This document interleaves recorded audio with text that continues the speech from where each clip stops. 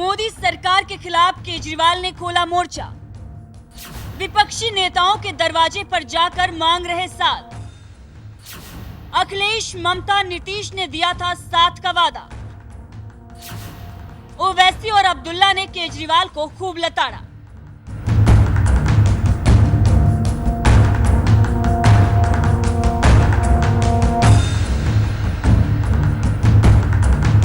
कभी कश्मीर से अनुच्छेद 370 हटाए जाने के मुद्दे पर सत्ता में बैठी मोदी सरकार की डंके की चोट पर तारीफ करने वाले आम आदमी पार्टी के नेता और राजधानी दिल्ली के मुख्यमंत्री अरविंद केजरीवाल इन दिनों मोदी सरकार के खिलाफ ही मोर्चा खोले हुए हैं। पंजाब के मुख्यमंत्री भगवंत मान और कुछ नेताओं को साथ लेकर सीएम केजरीवाल भारत दौरे पर निकले हुए हैं। कभी बंगाल जाकर ममता बनर्जी से मोदी सरकार के खिलाफ समर्थन मांग रहे हैं, तो कभी बिहार के सीएम नीतीश कुमार से साथ मांग रहे हैं। कुछ ही दिनों पहले महाराष्ट्र जाकर उद्धव ठाकरे और शरद पवार से भी मदद मांग चुके हैं। तो वहीं यूपी भी नहीं छोड़ा, लखनऊ जाकर सपाई अध्यक्ष अखिलेश यादव से भी समर्थन मांग चुके हैं। इतना ही नहीं, सीएम केजरीवाल जहां जहां गए उन्हें किसी भी विपक्षी पार्टियों ने निराश नहीं किया। सभी ने मोदी सरकार के खिलाफ केजरीवाल का साथ देने का वादा कर दिया। मगर जम्मू कश्मीर के पूर्व मुख्यमंत्री और नेशनल कॉन्फ्रेंस के नेता उमर अब्दुल्ला ने तो केजरीवाल का साथ देने से ही साफ इनकार कर दिया है और जमकर लताड़ भी लगा दी है।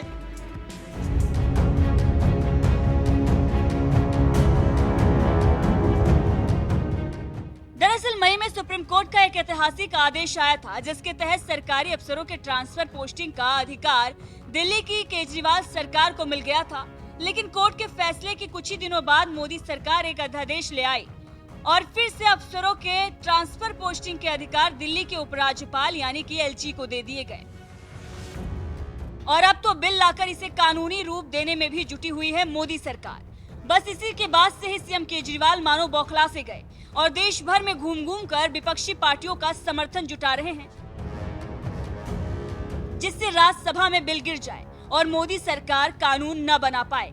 इसी सिलसिले में सीएम ममता बनर्जी, सीएम नीतीश कुमार, अखिलेश यादव, उद्धव ठाकरे, शरद पवार जैसे नेताओं से सीएम केजरीवाल ने मुलाकात की है और इन नेताओं की पार्टियों ने केजरीवाल को भरोसा भी दे दिया है कि वो राज्यसभा में अध्यादेश के खिलाफ वोट करेंगे। लेकिन जम्मू कश्मीर के पूर्व सीएम फारूक अब्दुल्ला और उमर अब्दुल्ला की पार्टी नेशनल कॉन्फ्रेंस ने तो केजरीवाल का साथ देने से साफ इनकार कर दिया है। इतना ही नहीं, उमर अब्दुल्ला ने तो अनुच्छेद 370 हटाए जाने का मुद्दा उठाकर सीएम केजरीवाल को 2-4 बातें सुना भी दी है। मैं बार बार इन लोगों को याद दिलाता हूं कि जब इन्हें हमें जरूरत पड़ती है ये हमारे दरवाजे जरूर खटखटाते हैं। अब अरविंद केजरीवाल मुसीबत में है तो आज उनको हमारी सपोर्ट की जरूरत है। लेकिन ये लोग कहाँ थे जब 2019 में हमारे साथ इतना बड़ा धोखा हुआ? कौन था जो हमारे साथ खड़ा हुआ? ये आज जो शोर कर रहे हैं, जो कहते हैं कि आईन को बचाओ, जमहूरियत को बचाओ, डेमोक्रेसी को बचाओ, ये थे कहाँ? हमारा वहां पे डेमोक्रेटिक मर्डर हुआ और इन्होंने चूं तक नहीं किया। क्या इन्होंने तो साथ दिया? कुल मिला के 3-4 पार्टियां हैं जिन्होंने हमेशा हमारा साथ दिया होगा। एक डीएमके, एक ममता बनर्जी टीएमसी, लेफ्ट की 2 पार्टियां। इन 4 को छोड़ के मुझे 5वां कोई दिखाइए जिन्होंने कभी भी पूरी तरह से हमारा साथ। जम्मू कश्मीर के पूर्व सीएम उमर अब्दुल्ला ने दिल्ली के सीएम केजरीवाल के खिलाफ जबरदस्त हमला बोलते हुए अनुच्छेद 370 का मुद्दा इसलिए उठाया क्योंकि 5 अगस्त साल 2019 में जब मोदी सरकार ने जम्मू कश्मीर से अनुच्छेद 370 हटाया था, तो उस वक्त नेशनल कॉन्फ्रेंस, पीडीपी जैसी कश्मीरी पार्टियों ने तो मोदी सरकार के फैसले का जबरदस्त विरोध किया था, जिसकी वजह से फारूक अब्दुल्ला, उमर अब्दुल्ला, महबूबा मुफ्ती जैसे नेताओं को मोदी सरकार ने महीनों तक हाउस अरेस्ट करवा दिया था। तो वहीं दूसरी तरफ अरविंद केजरीवाल विपक्ष में होने के बावजूद अनुच्छेद 370 हटाए जाने के फैसले पर मोदी सरकार का ही साथ दिया था और एक ट्वीट में उन्होंने ये कहा था कि जम्मू कश्मीर पर मोदी सरकार के लिए फैसले का हम समर्थन करते हैं। ये फैसला राज्य में शांति और विकास लाएगा। अनुच्छेद 370 हटाए जाने पर सीएम केजरीवाल की ओर से किया गया ये ट्वीट अब उनके लिए ही मुसीबत बनता जा रहा है, क्योंकि आज जम्मू कश्मीर के नेता उमर अब्दुल्ला ने इसी मुद्दे पर उन्हें खूब लताड़ा है।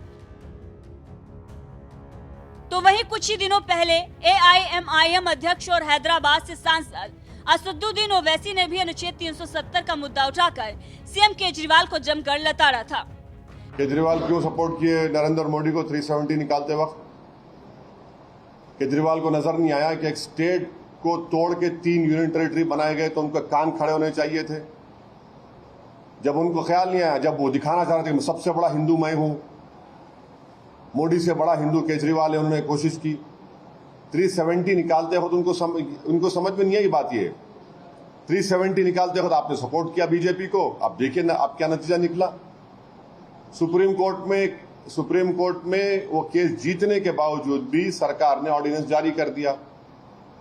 अब सुप्रीम कोर्ट में केस आएगा तो सरकार बोलेगी हम बिल ला रहे हैं पार्लियामेंट में, बिल आएगा उसके बाद फिर आप लड़ते रहिए सुप्रीम कोर्ट में। अरे आप सपोर्ट किए ना बीजेपी को, जब आपको ख्याल नहीं आया 370 का सपोर्ट क्यों किया केजरीवाल ने? एक स्टेट को तोड़ के 3 यूटीज बना दी गई, यूनियन टेरिटरी बना दिया गया, मरो सपोर्ट किए। जितने पार्टियां सपोर्ट किए 370 में, आज क्यों ये बात कर, जब उनको ख्याल नहीं आया था जब 370 के वक्त कि वो कॉन्स्टिट्यूशनल ब्रीच है। यही तो आपकी पॉलिसीज में कंसिस्टेंसी नहीं है, इसीलिए तो बीजेपी को फायदा होता है आपकी इनकंसिस्टेंसी की वजह से। पॉलिटिकल कंसिस्टेंसी होनी चाहिए आप में है ही नहीं।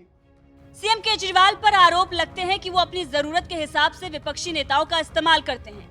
जब मोदी सरकार के खिलाफ कांग्रेस तमाम विपक्षी पार्टियों को एकजुट करके विरोध प्रदर्शन करती है, तब तो सीएम केजरीवाल उनके साथ नहीं खड़े होते, और जब खुद किसी मुश्किल में फंसते हैं तो उन्हें विपक्षी पार्टियों की याद आती है। तभी तो आज जब मोदी सरकार अफसरों के ट्रांसफर पोस्टिंग के मुद्दे पर अध्यादेश लेकर आई, तो इस अध्यादेश को राज्यसभा में गिराने के लिए सीएम केजरीवाल विपक्षी पार्टियों का साथ मांगते फिर रहे हैं, जिस पर उन्हें अखिलेश यादव, ममता बनर्जी, नीतीश कुमार, लालू यादव, उद्धव ठाकरे, शरद पवार जैसे विपक्षी नेताओं का तो साथ मिल गया है। वहीं दूसरी तरफ असदुद्दीन ओवैसी, उमर अब्दुल्ला जैसे नेताओं ने केजरीवाल का साथ देने से साफ इनकार कर दिया है। इस पर आपका क्या कुछ कहना है, हमें अपनी राय कमेंट करके जरूर बताइएगा। साथ ही देश की सबसे बड़ी विपक्षी पार्टी कांग्रेस के पूर्व सांसद संदीप दीक्षित ने मोदी सरकार की ओर से लाए गए अध्यादेश का समर्थन करते हुए केजरीवाल सरकार को किस तरह से धोया है, जरा आप भी सुन लीजिए। इस मुख्यमंत्री की, और मैं इतने इस बात से आश्चर्यचकित हूं कि बड़े बड़े नेता जिसके पास केजरीवाल जा रहे हैं, वो यूनियन टेरिटरी और राज्य का मतलब ही नहीं समझते हैं भाई, अंतर ही नहीं समझते हैं। ये तो समझे आप कि यूनियन टेरिटरी को वो अधिकार नहीं है जो पूरे राज्य को है। जो व्यवस्था आज है दिल्ली में, और इसमें मैं ऑर्डिनेंस का समर्थन करता हूं क्योंकि मुझे लगता है ठीक तरीके से सुप्रीम कोर्ट ने ऑर्डिनेंस की दिल्ली की व्यवस्था को नहीं पढ़ा था। लेकिन याद रखिए, सुप्रीम कोर्ट ने भी ये कहा कि अगर आपको कानून में बदलाव करना है और सर्विसेज को रखना है तो आप कानून के तौर पर उसको बाय लॉ ले आइए, और वही भारत सरकार ने किया है।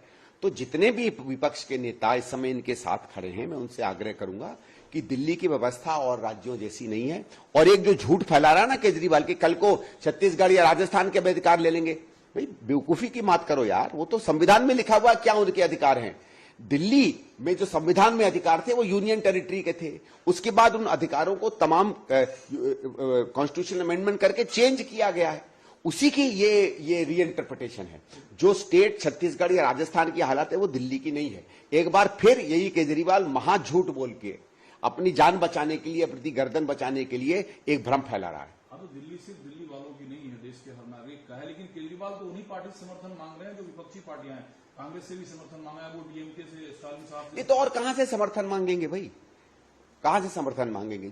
जिनके कारण ये पले बड़े हुए, जिस पार्टी ने इनको धन संपत्ति दी, इतना बड़ा बनाया, आज उनके साथ उनकी नहीं बन रही है। क्योंकि दिक्कत केजरीवाल की क्या है कि केजरीवाल हर उस थाली में छेद करता है जहां से उसको भोजन मिलता है, हर उस व्यक्ति को धोखा देता है जिसने उसकी मदद की है, हर उस व्यक्ति को ही प्रताड़ित करता है जो उसका दोस्त या यार रहा। जब बीजेपी को उसको लगा कि अभी मुझे बीजेपी की जरूरत नहीं है, मैं खुद प्रधानमंत्री बनना चाहता हूं, तो बीजेपी को लगा कि यार ये तो हमारी ग्रुप बी पार्टी है, ये कहीं ना कहीं उछल कूद करने लगती है, तो ये इनके बीच में बखराव हुआ। बाकी ये ऑपरेशन के पास जाए नहीं जाए, देखिए एक बात तय हो गई है। आप देखिए इसने सबसे पहला काम क्या किया, जैसे ही सुप्रीम कोर्ट का जजमेंट आया, विजिलेंस के आदमी को बदला। क्यों भाई, विजिलेंस क्यों, बाकी क्यों नहीं? क्योंकि मालूम था विजिलेंस वाला आपके ऊपर, फाइलों के ऊपर बैठा हुआ है। और रात को जो बात आई कि दरवाजे खुले विजिलेंस विभाग के और फाइलें गायब हो गई, तो फाइलें कौन सी गायब हुई? कौन सी फाइलें गायब हुई? शिक्षा विभाग की फाइलें गायब हुई क्या? हेल्थ डिपार्टमेंट की फाइलें गायब हुई क्या? वही फाइलें गायब हुई जो इनके आलीशान जो ये 100-150 करोड़ का घर है उसकी, और शराब घोटाले की। लेकिन अब तो बीजेपी साफ कह रही है कि जो भी विपक्ष की पार्टियां, जो नेता ऑर्डिनेंस के खिलाफ केजरीवाल के समर्थन में खड़ा होगा, ये साफ माना जाएगा कि वो भ्रष्टाचारी और भ्रष्टाचार के साथ खड़ा होगा। नहीं, देखिए ये तर्क सही नहीं है, क्योंकि केजरीवाल जो है इसको एक संवैधानिक विषय बना के लोगों को समझा रहा है। और ठीक है, ज्यादातर हमारे नेता संविधान नहीं समझते हैं, तो इसलिए वो तो इसलिए साथ हो गए हैं क्योंकि ये एक एंटी बीजेपी फ्रंट बना रहा है। मेरे ख्याल से हम जैसे लोगों का और ये मीडिया की जिम्मेवारी है कि ये बताएं कि ये बात भ्रष्टाचार की नहीं है, ये बात दिल्ली की प्रशासनिक व्यवस्था की है। ऑर्डिनेंस क्या है आप उसके देखिए, मेरे हिसाब से ऑर्डिनेंस सही है, क्योंकि सुप्रीम कोर्ट का जो जजमेंट था वो मेरे हिसाब से सही नहीं है। दूसरा, सुप्रीम कोर्ट ने भी कहा अपने शायद 94 या 95 पैराग्राफ नंबर में, मुझे ठीक से याद नहीं है, कि अगर भारत सरकार इस व्यवस्था को बदलना चाहती है तो अभी उसने प्रशासनिक आदेशों से बदला है, प्रशासनिक आदेशों की जगह उसको कानूनी तरीके से बदले, और वही भारत सरकार कर रही है। तो वो खिड़की भी सुप्रीम कोर्ट ने खोली है। ये बात केजरीवाल तो सुनेगा नहीं, क्योंकि केजरीवाल को मालूम है कि अगर विजिलेंस डिपार्टमेंट उसके पास नहीं आया और उसने अपने भ्रष्टाचार के जितने सबूत विजिलेंस डिपार्टमेंट में है उसको वहां से निकाल के जलाए नहीं, तो अब समय दूर नहीं है जब ये कम से कम 8-10 साल के लिए अंदर जाएगा। लेकिन केजरीवाल साहब ने तो अपील कर डाली कि विपक्ष तय करे कि उन्हें नरेंद्र मोदी के साथ खड़ा होना है या दिल्ली की जनता के साथ। नहीं, देखिए साहब, ऐसा है, पहली चीज तो दिल्ली की जनता को भ्रष्ट मत बताओ।